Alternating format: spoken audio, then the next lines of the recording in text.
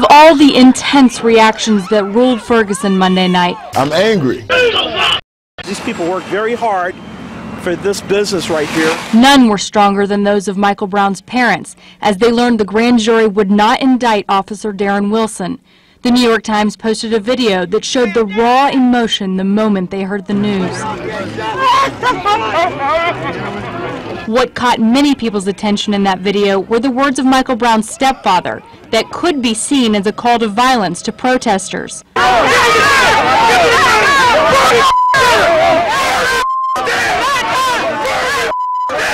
As the clip gained traction on the web, some noted the words were in direct contradiction to Michael Brown Sr.'s PSA released earlier in the week. Hurting others or destroying property is not the answer. No matter what the grand jury decides, I do not want my son's death to be in vain. On Tuesday, the Brown family attorney addressed the video and criticized those who would hold it against them. A raw emotion, not appropriate at all, completely inappropriate, and, you know, God forbid your child was killed the way they killed, and then they get that just devastating announcement in the manner it was announced, and somebody put a camera on your face. What would be your immediate reaction? So don't condemn them for being human. Welcome to the Gilchrist experience.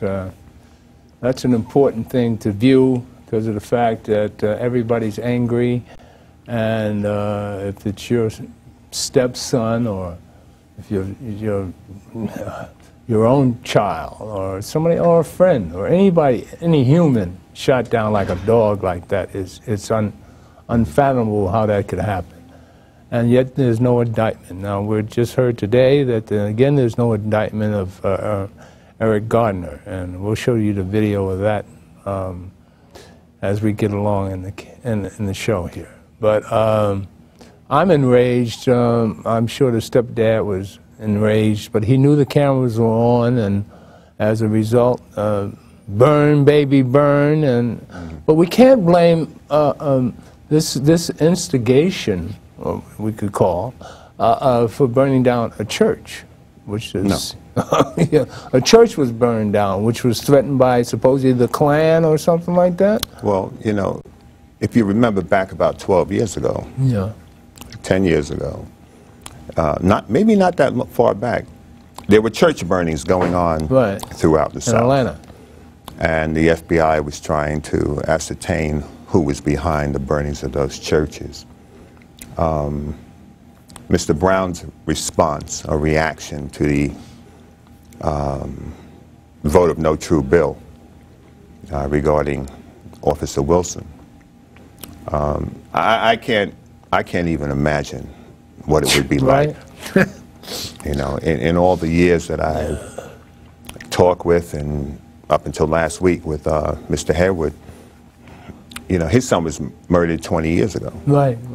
Talked about that last week. And he's still emotionally, of course, distraught, by his son's death. Right.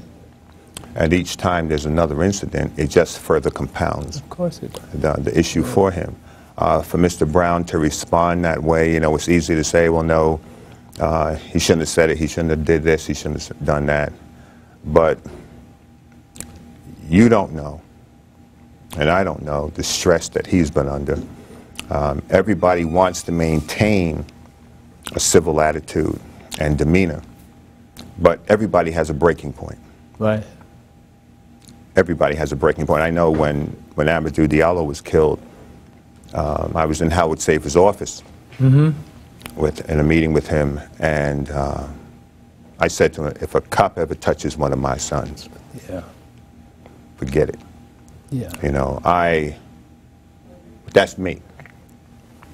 But the carnage that's going on in Missouri, the people wake up in the morning, as did folks in Brooklyn and Manhattan back in the 60s, and you wake up and you don't have any place to go to get a container of milk, a loaf of bread. In a small town like Ferguson. And what many of the merchants did, especially on Broadway, along Broadway in Brooklyn, they didn't return. So there was no place to get a loaf of bread for years. But how in Ferguson, let's talk about this small town where 50 of the 53 cops in this town are white, and 3 are black. All right? Now we have, well, I guess we should show the people what started off Ferguson. I think we need to review this once more. We're going to show this, how Michael Brown went into a grocery store and snatched some cigars, all right? 18-year-old, 290 pounds, 280 pounds, 6'6". All right, look, just run that video of the surveillance video. Now, this is no sound, so here we've got this store. I know I've run this several times, but we've got to see what the grand jury sees. All right, we're going to go over the Eric Gardner case also. This is Michael Brown coming in the store with his friend. What was his friend's name? I don't know. Well, his friend that he's with now was eyewitness to this whole event. All right, they enter the store. Mike Brown goes up to the counter, and you see the proprietor coming, the little lady in the back coming behind the counter to service Michael Brown. Michael Brown reaches over, grabs something, gives it to his partner, which, if you notice later, the partner puts this back. Meanwhile, he reaches over, snatches the cigarella. Now, we went over this last week. The reason why I'm reviewing it is that when we get to the Eric Gardner case, we'll show you exactly what the grand jury saw in that case. But in this case, this is what the Missouri grand jury saw. This video was put out by the police after Eric Gardner laid in the street for 4.5 hours, mind you. Now, I think, Graham, you said last week that this is a felony. That's a robbery. Yeah. This is a felony. Yes, it is.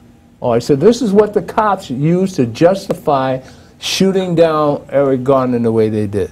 See, but in New York, deadly physical force can be used to... Answer that question. Now, this is their excuse. This is what they came up with. It's not a justification because although... But that's what they use as a justification for killing him. Right. But although it is a robbery, right, it's not an armed robbery.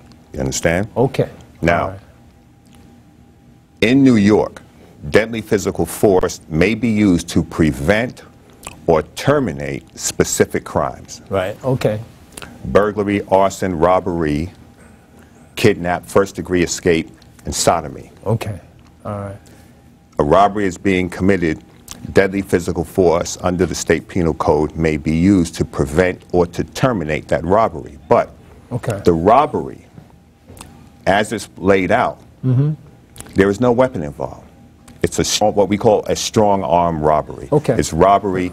Actually, they would charge him with robbery too because he came in with the other fella and he left with the other fella. The two of them came in together. Although the other boy put the goods back. Yeah, he put it back. Although he put them back, he came in and he left with Brown. Okay. And he didn't do anything to prevent Brown from taking the property. So he would be complicitous in the robbery, although he put the items back. And this is where our young people need to understand. You know, we need to study law. We need to study, period. We need to study as much as we can about as many things as we can, and not be myopic in our approach to life. The reason why I'm stressing this, because everybody doesn't really understand how these cops are coming at us. Now, we see with the first one I ran, where Michael Brown's dad said burn up the place. Right. Now, we know that we don't burn out churches. No. All right. So now they're going to, I think it was all a setup. Well, you know, in these given situations, and I've seen it here in New York, there are interlopers that show up at demonstrations. Right. We were at the anti-Klan rally years ago, and I was talking with Reverend Daughtry, and as I'm looking over his shoulder, I see a hand extended, reaching out to grab a cop's gun. Right. Now, the hand, I couldn't see whose hand it was, but it was a hand of a white person in the crowd, and there were a few white people standing in that area. And I shouted to the cop, "Watch out for your weapon." Now, I don't know who it was, but had that turned into an incident, the assumption would be that because most of these black people are all there, and if I didn't see it, the assumption would be, well, maybe one of these black people took the officer's gun. We've had incidents where people showed up at some of the Sean Bell rallies, some of the Ramarley Graham rallies. Still with the Brown and rally. They're coming there with a political agenda, contrary to what we are about. And I have on times gotten uniformed police officers to extract certain people out of the course of the march, because we cannot afford to have something peaceful turn into something riotous. All right, let's get to the Brown incident where the stepdad yells, burn this sucker down. All right? Now, the way the whole thing was set up, it seems like it was planned to burn. I don't know if they got around to burning anything.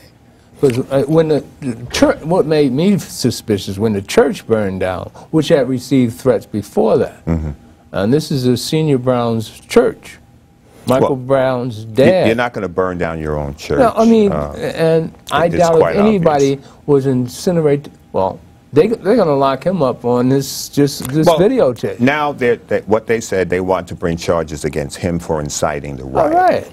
All right. This temperament has been ongoing. Yeah. It didn't just come about as a result of his response to the lack of justice with regard to his son.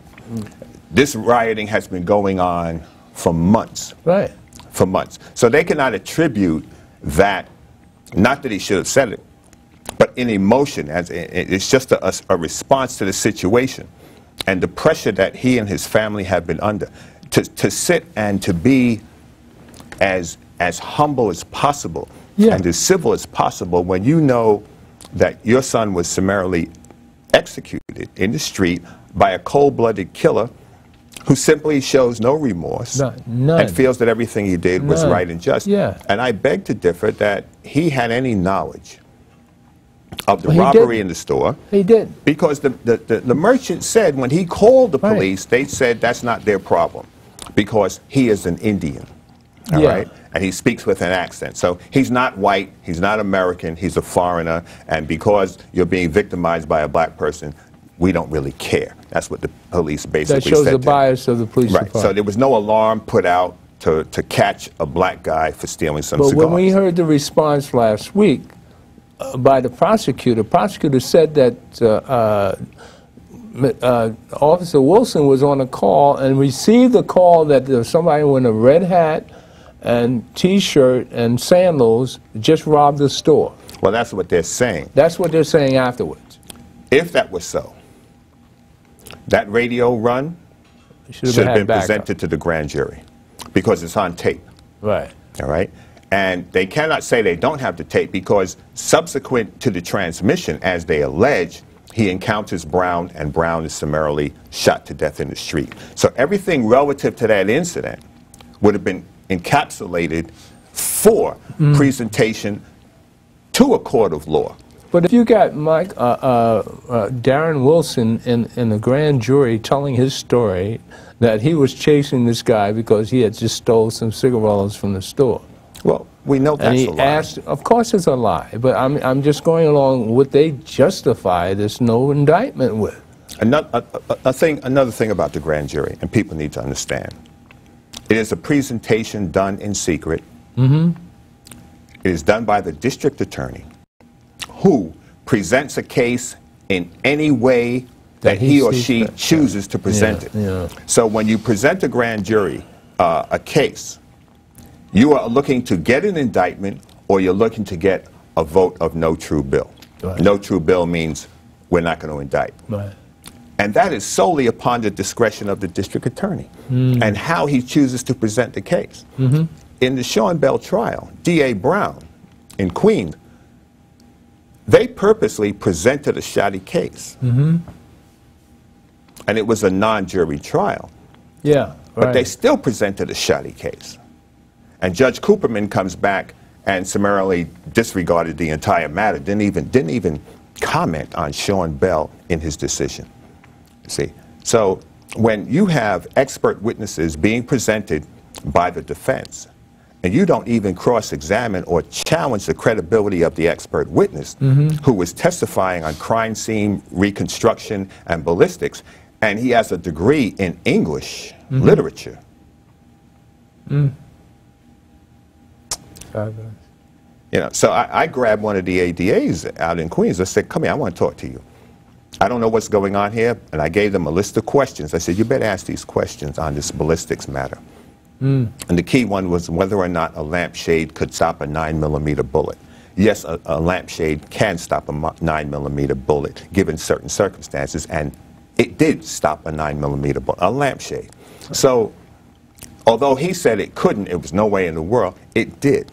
And there is a way in which, depending upon the angle, a lampshade will stop a 9mm round, because they found the round inside the lampshade. But they chose. We're talking about in Sean Bell's case. Sean Bell. Right, when the policemen were shooting, they shot up into the Long Island Railroad terminal and into the houses and everything. All that errant, those errant shots that were being fired. 52 shots? 50, I think it was 50. 52. And, you know, so. But we can see in these cases where, let's get to Eric Gardner and the decision today that came down, no indictment. Right. But before that, we'll just give you a scene. Now, this is beyond me how anybody could not indict when we have the murder on videotape. All right? So play that one scene. I'm sure you've seen it a dozen times. They're playing on the news every other half an hour. But just so if you haven't seen it, let's watch it one more time. Now, this man is accused of selling Lucy cigarettes. The fight break out, stop it, don't say you can put it up on me. That's all right. The people that's fighting just don't walk away? Are you serious? I didn't do nothing. Where did I go? Then before I have my ID on me. Take me back for what? I didn't sell anything. I did nothing. We sitting here the whole time. I'm not business. What are you talking about?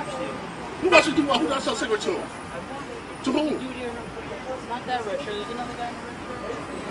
Easy way or hard way for what? Every time you see me, you want to mess with me.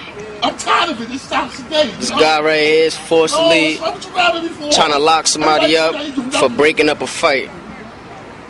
Everybody standing here, they told you I didn't do nothing. I did not sell nothing. Because every time you see me, you want to harass me, you want to stop me, you want to sell cigarettes. I'm minding my business, officer. I'm minding my business. Please just leave me alone. I told you the last time. Please just leave me alone. Please, don't touch me. Don't touch me. Hold on. Don't touch me, please. Do not touch me.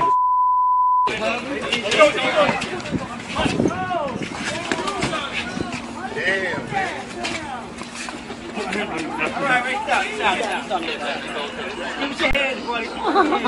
Put your hand behind your back. I can't breathe. I can't breathe. I can't breathe. I can't breathe. I can't breathe. I can't breathe. Once again, police beating up on people. Back up. Right here. Back up, then get on that step. Okay. Back up. All he did was break up a fight. And this is what happens for breaking up a fight. It's crazy. Everybody back up, back up.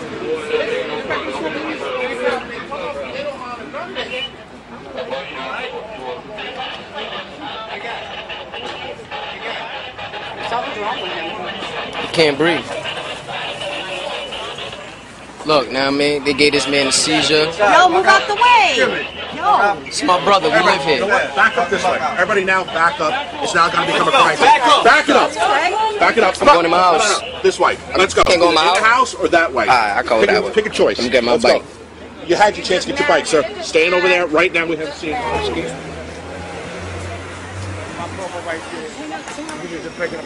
all right. He's doing nothing to do with the fight. That's something to do with something else. Now, you saw that last officer in the green shirt with the yellow writings. That's Pantaleo. Pantaleo. Pantaleo. You know, Pantaleo. Now, you can see right there, now that's in plain sight, He's screaming, "I can't breathe, I can't breathe." Pantaleo is crushing his head almost, and all that weight of what, 3 or 4 officers? You see those guys are bigger than Pantaleo, much bigger. And they're crushing him and actually killed him. They said the cause of death was compression. So when you cannot, no, not just the chokehold, but also compression upon the thoracic cavity. If you cannot expand your ribs to inhale, how can you inhale? If you have weight on you, you can't inhale. So what they did in this case, they gave immunity to one of the other officers. Oh, he testified grand jury? Right. They only charged Pantaleo. Okay. But there are more than 2 officers involved in the death of Eric Garner. Right. So I was never expecting an indictment from D.A. Donahue, not in Staten Island. Come on, what are you kidding me? Right. You have 4 or 5 officers there who were involved in subduing him, quote unquote, and summarily causing his death. So they're acting in concert. Everybody becomes part and parcel of the crime. All right. When an officer sees something that is not right, it is incumbent upon him, even if it's another officer, it's incumbent upon him to intervene and stop what's going on. All right? None of the officers who were there, not the sergeant. Right. You had a sergeant supervisor there, on the case. Female sergeant, and other people, black female sergeant at that. Nobody is saying, hold it, the guy can't breathe. You can hear it on tape. Yeah. You can hear him saying, I can't breathe. All right, everybody, let's take 5, take 5. He's on the ground. Okay. He's on the ground. He's not up. He's not on his feet. Everybody get off him. Mr. Brown, do not get up. Stay right there. All right? And then they could have resumed. They just let him get his breath, cuff him on the ground without everybody laying on top of him, leaning on him, and wind up killing him. Selling loose cigarettes is only about collecting city taxes. That's all that's about. All right. There are federal taxes also, but when you go into stores are not legally allowed to sell loosies either. What about the fact that Eric Garner had a case against Pantaleo prior to that, which was dismissed for harassment? Right. We don't know what was presented in the grand jury. This is the problem.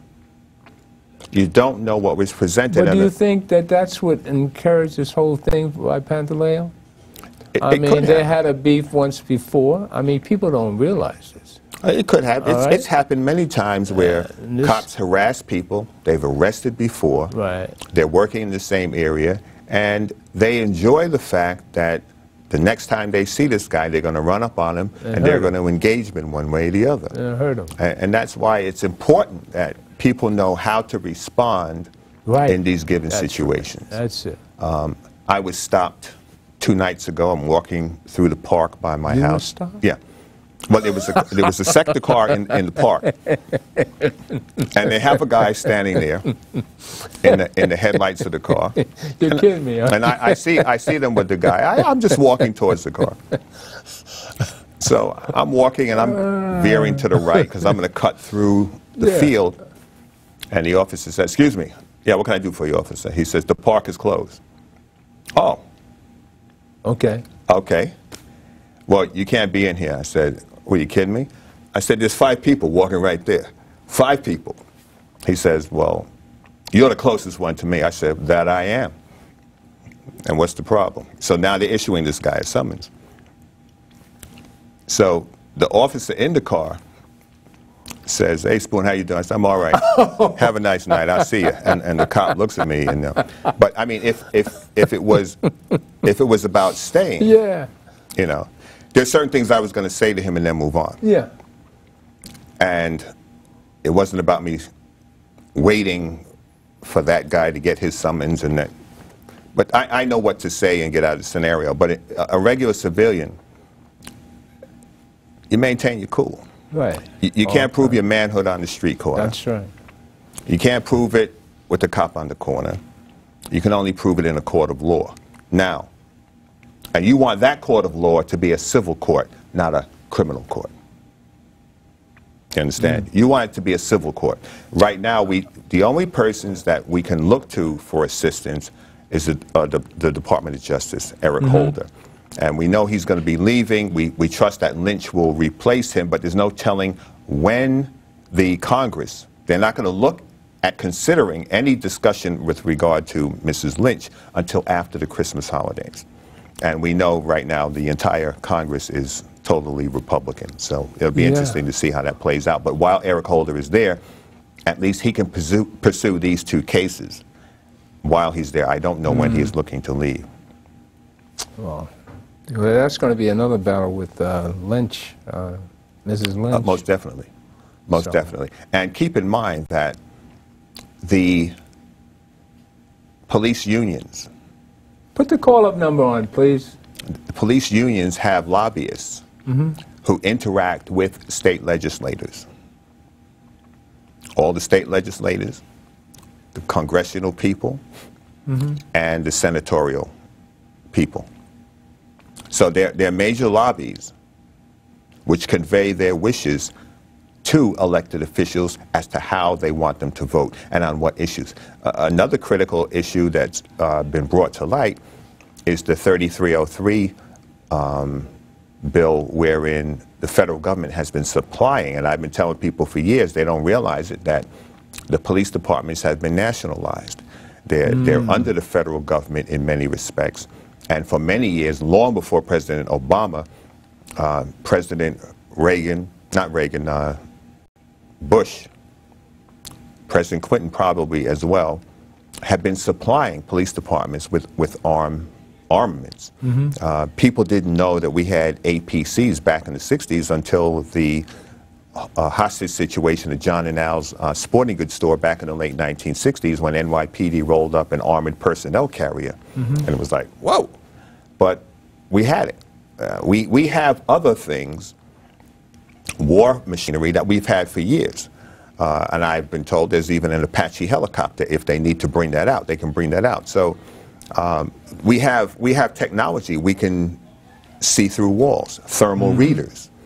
All right. So if it came to snipers and things, as a matter of fact, the federal government has given thousands of silencers to local police departments. So now you have police departments that have military, not only military hardware, but the snipers for that military hardware where you're not even going to hear the shots going off. Yeah. Oh, my goodness. All right. The training that goes on in the major cities following our encroachment in Iraq and Afghanistan, all the training in urban guerrilla warfare training is being taught. It's being taught to the local police departments and the major metropolitan police departments. We got 3 calls. Give us the first caller. Yes. Hello. Hello. Yeah, my name is Brendan. I have a question. I just want to know how you feel about the black community, or black Americans, per se, about emotional and financial literacy. I think sometimes they don't know how to handle emotional problems and articulate their words during anger. And, you know, you're dealing with people who are trained to deal with strict body movement and assess body language day to day. You know, and in our homes, you know, even when we're talking to our moms and you're talking to our brothers or certain things, we tend to talk, you know, a little high-tech, sometimes a little aggressive, but we all know it's just basic, you know, to get your point across, and that really interfere. And I think a lot of these people, I'm 26, a lot of mine, you know, my grandmother thanks me every day just for making it down to 25. And I think a lot of people don't understand, a lot of my community, my brothers don't understand that when somebody's talking to you, sometimes you have to just breathe and articulate your words. It's not always about flexing and standing your ground. You can walk away and have a subtle reaction or a subtle tone. Sometimes I think it's very much even in the tone. Even with the man got spoke and brought to the ground, his tone and his arm, I would never justify what they did to him. Right. But you have to also state that when you're these people, a lot of Americans, one, are atheists. So churches being burned down, religion, they really don't even believe in religion. They believe America's about laws and not rights. Right. And our community really believes in rights. We think that a lot of people owe us things. We have to realize that the only way to win is to speak the King's language, and the King's language of our country is law. That's right. Well, protesters don't work for us. We're too emotional. Go to work, make that account. Don't buy a Lucy. If you want to stop smoking cigarettes, buy it. If you can't, then don't do it. It's too risky nowadays. It's too risky to jump in 4 of us in a car and all of us have black hoodies on and fit it. Even though it's just a casual wear, it's too risky. So when we take it off, just common things that you have to pay attention to, because when a cop knocks your window, one, you don't like that they're under 30. Most of the police cops are either 31 and under, or he's about your age group, and you think that you can knock them out on a regular day, and these are their jobs. Yes, what you're saying is so true. I mean, but I sit here at 73 and can look back on my life when I was in my 20s. I mean, I had a temper that God saved me, that I'm still walking around today. So we all can be hotheads, especially when you're young, especially when the injustice is as strong as it is here. I mean, I'm sitting here boiling up about Eric Gardner. You know, I'm going to a press conference with Reverend Sharpton at 7:30 tonight. I know how much this is. It tears everybody up, especially in this Eric Gardner case, where you see a man stand there, gets murdered over some Lucy cigarettes. You know, what the brother was saying. Understand. And you know what? He was murdered over some Lucy cigarettes, which is wrong. Right. But he should have been. Well, I know what you were saying. Well, let me finish this. The point is that he should have put his hands behind his back, knew it was chump change, it was garbage, and not argue with the officer. I know that's the point you're trying to make. True? What I'm stating is his whole presence of that 24 hours, the whole presence of that 24 hours, to the point that your energy was so strong, you even made that your friend or your pal, whoever was with you, put something back because he felt uneasy. Yeah. On that case, in Missouri case. And that's what I'm saying. He'd already walked out of the store with that exuded energy. When that officer walked up on him, or however this situation... How he looked at the officer? When the officer said, F you, get the F out of the road? Now, these people... But suppose he's standing there with the cigarettes in his... Let him finish the They consider them a family. Just like we consider ourselves a family, they consider themselves a family. Social media is almost instant nowadays. So the laws are being written by the internet day by day. People aren't working at the reception. They're bored. Their minds are going wild. Their emotions. They're finding social media as an outlet. Everybody wants to be a star. Everybody wants to do these things. So when you're walking out here, everybody's confidence is on 250, and their literacy and they're not being able to be confident to walk through the normal world. And every incident, whether it's the store manager, whatever, he even said, excuse me, to the lady behind him. And I'm black. The black lady who walked in with his son, he almost knocked the back his son up against the stores. So I'm not going to justify something, but we have to realize when we wake up out of our bed in the morning, we're not walking out of here like you're made out of gold and demanding things. This is a country of law, not right. You know, we have 3 other callers. I'll let you make a comment after we answer something else. Just another thing. You know, Michael knew what he did was wrong back at the store. Right. So you don't know what, you know, he's thinking when the cop rolls up to him. He might assume that the cop knew about what he did back at the store just as well, you see. And in each situation, whether it's Eric Garner or Michael Brown, and we've been teaching that course on what to do when stopped by the police for more than 13 years. As I said, you cannot win. Put your hands behind your back. Right. If the officer tells you you're under arrest, you're under arrest. Because you are now going to push the scenario to the point where if I tell you that you're under arrest, you're going. Any way you go is going to be the way you choose to go. Okay. And I've told many a person, you're under arrest. You will be handcuffed. Now, you can go like a man, like a civil human being, you'd be handcuffed. And if you want to rock and roll, we will rock and roll. But you're going. And when a police officer makes that decision, you only have 1 or 2 things to decide. Whether you're just going to allow the officer to arrest you and deal with it in court, or get into a physical altercation. And the wise choice is not the physical altercation. That's it. That's it. That's it right there. Next caller, please. Thank you for your call. No. All right. Next caller, please. Hello? Hello? Hi, my name is Louise, and I like watching the show. I wanted to correct you. The young man that broke down the night of the verdict in the Brown case, right? His stepfather, not his father. No, we said stepfather. Oh, no, but I thought he kept saying father. No, stepfather. if so, sorry. No, we know it's his stepfather. Oh, well, okay, that's all I wanted to do. Okay, well, thank you. Keep up the good work. Thank you. Next caller, please. Next caller, please. Yes. How are you? How are you? Speak up, please. Brother Gilchrist and Brother Graham. I'll be real quick. And I want to agree with the last caller. I might just find any of these brutal flames of our people.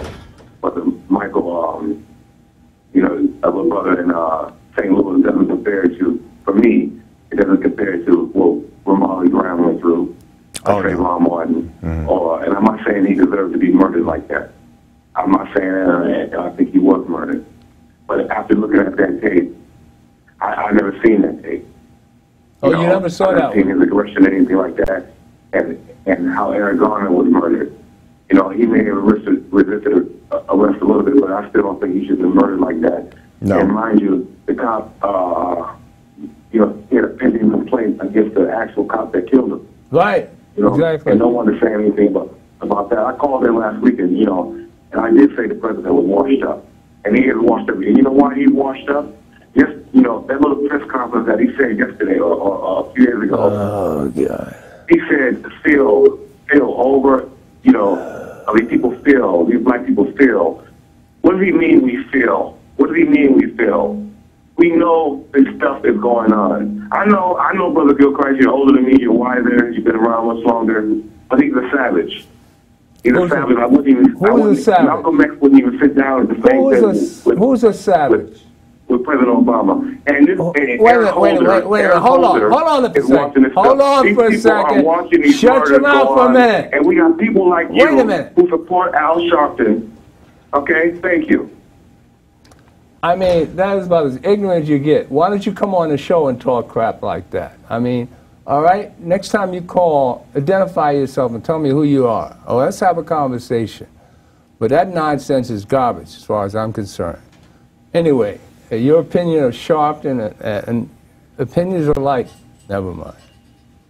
Anyway. You got two calls, homie. Give us the next caller, please. Good evening. Evening. Yes. I just have a couple of things to say. I see that Mr. Gardner's problem is no indictment in Missouri. I'm sure that they'll find some way that the cops will get off for shooting that 12-year-old in Cleveland because of where he had a gun, and they were just too confused to understand that was the child with a gun. I want to know what excuse are they going to use for shooting down the man who did nothing except open the door to a staircase in an occupied building and tried to walk down the stairs. Now, there was a cop who was so ambidextrous that he was able to have a gun in one hand, a flashlight in the other, and still have the capacity to walk down a dark staircase step by step and shoot a man. I never knew that police revolvers were so hair-triggered that they just go off, like they say it's such an accident. If anyone has any comments on that or answers to that question, I'd really like to hear it. Oh, it's not an accident. That's it's not an accident. Any officer walks around with his gun out. First of all, you're not supposed to be walking around. There is no safety on the weapon. Depending upon which weapon he had, there is no safety. I don't have a safety on my weapons. Now, you don't walk around in a dark place with a gun in your hand for no reason. There was no reason which justified him walking with the gun in his hand. A flashlight, yes. If the light is out, you have a flashlight. There's nothing that warranted him walking with a gun in the patrol guide. Patrol procedures do not call for that. There is nothing warranting you to draw your weapon just because you're in a dim lit area. Nothing at all. So he has been suspended. We will wait to see what DA Ken Thompson comes back with. You know, it was negligent on his part. You kill somebody while doing something negligent, something reckless, it's homicide. It's what it is. It's not an accident.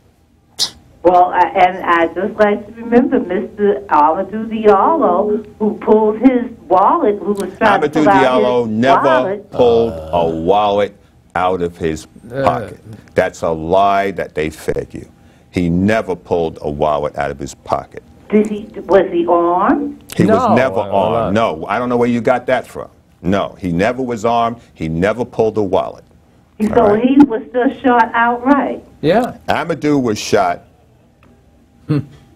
Well, then, yet another example. Yeah. Oh, you got them all over the place. Those These officers, last two, I'm going to give you the background on that case on Amadou real quick. There were 3 cars in the street that night. There was a black Mercedes-Benz with diplomatic plates. There was a red Camaro, and there was the car that the cops were in. All occupants of the 3 cars had a clandestine meeting that night in that block. Amadou came to his door and was standing there. When they realized that he was standing there, the occupants in the car with the diplomatic plates, the occupants of the red Camaro got in their cars. The officers walked over and gunned him down. What was going on, we don't know. Now, as the Mercedes-Benz was leaving, another car came down the street. That car was following the Mercedes-Benz. That 4th car passed the crime scene because they were maintaining what we call the eye on the car with the diplomatic plates. They were under federal surveillance, and the feds don't get involved in local law issues. Oh, my God. They were under surveillance and pursued that black Mercedes-Benz. That's the real deal with that story. I'm so glad you were able to enlighten me on that, because I never heard about the diplomatic cause. You will never read about it. Also, only on the Gilchrist experience. When I did the bullet pattern in the doorway subsequent to the shooting, I was there the next morning.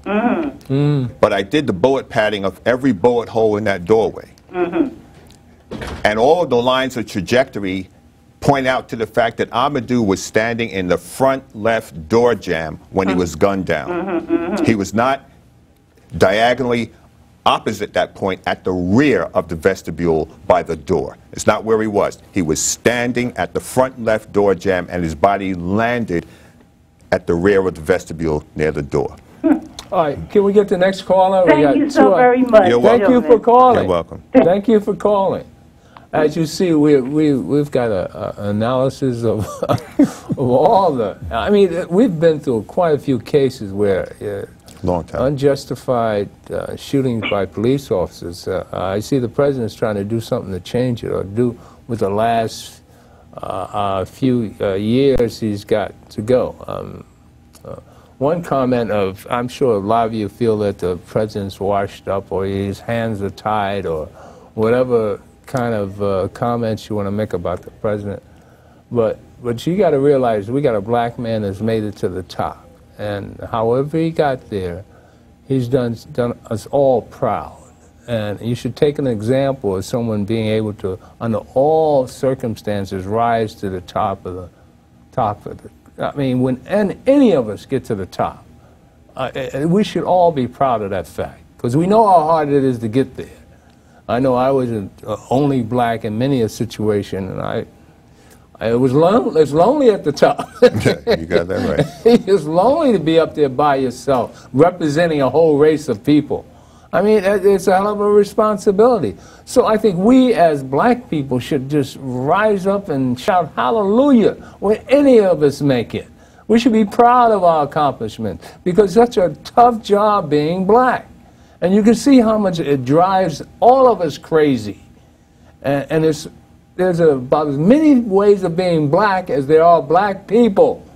All right? So your take is different than my take, because I handle it a little differently than you handle yours, because I'm me and you. You know? I mean, you can see the difference between the way Graham and I handle it. But we're going to go to a roll-in about Dr. Clark, and we have Professor Jeffries, a little tardy, but he's here. Just roll that roll-in on Dr. Clark, and we'll have Dr. Jeffries come on the set. Come on.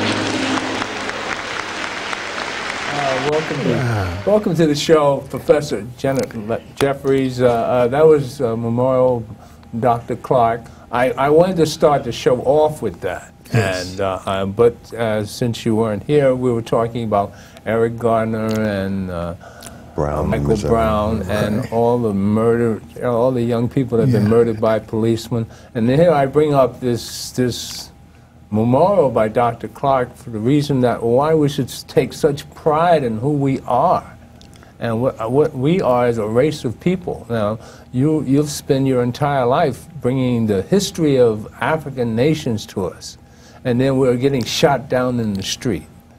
Well, God's living the human experience. Well, Professor James Small, my partner, has talked seriously about, we are God living a human experience. Right. But one of the things that we have to know about, my phone has been ringing off the hook, and that's one of the reasons I said, folks, I have to leave here. I've got to get to New York. But I've been trying to tell people you have to have a systems analysis to appreciate and understanding these things. We're not going to wish it away. We're not going to march it away. We're not going to shout it away. We're not going to burn it away. There's a system in place, and it does not treat African peoples as fully part of the American experience or the human experience. That's right. And so until we grasp that, we won't understand this continual contradiction of seeing people shot down and then claiming that it was a justifiable homicide. Right. Or having people lynched and then saying, well, we didn't know it was going to happen when you set up the lynching.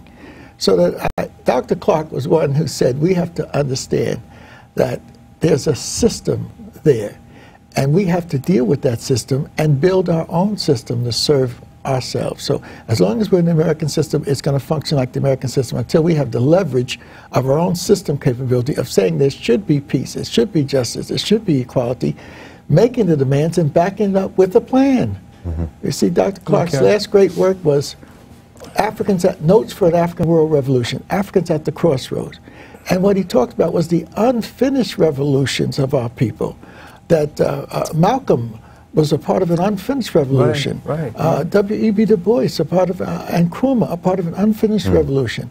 Lumumba was murdered, but he was part of an unfinished revolution. So we cannot get blocked or stopped by these incidences because they will continually occur.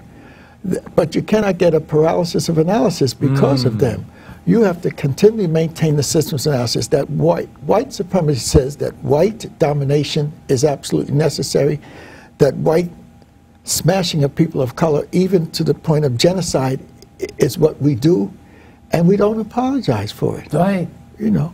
So these particular instances where cops are trained to protect themselves and to protect property and protect other white folks, and maybe by a collateral circumstance to protect black folk. But a white man confronting a black man, whether armed or unarmed, may mean the death of the black man. And the Latino, period. That's it. And that's the system. And but luckily we have the folks like Dr. Clark who could lift our spirits up and say there's more to it than death and destruction. There's life, there's victory, there's African resilience, there's renaissance, there's awakening. And so Dr. Clark, a sharecropper's son, up from Alabama, Georgia, without the formal education that the rest of us have at Columbia and Yale and Morehouse and whatnot, he led a consciousness revolution, an intellectual revolution, because he knew who he was. He knew that he represented the foundation of the human family, and he was not going to let obstacles, deaths and destruction block them. My family had the lynching of my grandfather in its history, but they didn't let it stop them. No. In fact, they just covered it up. They said he died with a branch hitting his neck. Well, they burned down the Masonic Lodge before they got to him. He was the leader of the Masonic Lodge. He wasn't somebody looking at white women.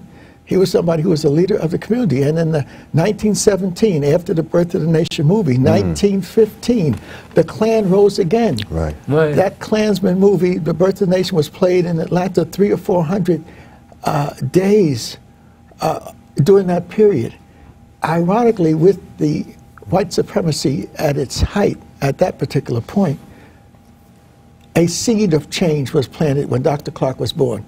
January the 1st, 1915, a seed of change and success and achievement was born in the womb of his mother, and then the growth throughout his life meant that others were going to grow with him. And so when you saw his transition and his celebration of his life, that was just part of it. There was candlelight processions. There were activities day and night for days. And because of his 100th birth coming up this January, we will have a year of activity honoring this spirit and then relating him to us, the rest of us, and to his particular partner, Dr. Yosef Ben Yaakov. They showed what brotherhood is, a brotherhood of light is, and how it can leave a legacy that is forever and forever giving. So we're going to really make his life and his transition and his passing with us meaningful. So these deaths and destructions will always be there. The lynchings, the smashing of black folk, bombing of their homes will be a part of the system of white supremacy. That's the intimidation, the fear that they operate on. However, we were taught that there's more than fear. There's strength, there's resilience, there's resistance. And as Frederick Douglass says, if there is no struggle, there's no progress. We only have about a minute left. What kind of advice should we be giving to all of us about holding your tempers and dealing with that anger that's in all of us? Well, transform the anger into a plan. Think consciously of what you need and what you want. Use one part of that pyramid that I used to build, the other part to resist oppression, and then you come up with a synthesis. But just anger, just getting rid of what you, and without thinking about what is this all about? What can I do about it? And so that's what we need constantly to keep the system and build our own system, and then we can extract the type of justice that we need. And well, we know that we're working on some stuff that hopefully we have some main direction of showing unity and deal with economics, which really is the basis of our problem. However, economics has to go with politics, and the two of them connect with culture. You cannot just have economics and not have politics, because that's the management of economics. You can't have economics and politics without culture, because culture is their high value system. It tells you what type of economics to become involved in and who to do your politics with. The three have to go together. They're the pillars of a system's capability. And you'll hear me hammering that home. Dr. Clark hammered it home. It's necessary, too. And here at the Gilchrist Experience, we try and show you the outlet for, or how to solve our problems. The God in me loves the God in you. Stay tuned next week to another Gilchrist Experience. God bless.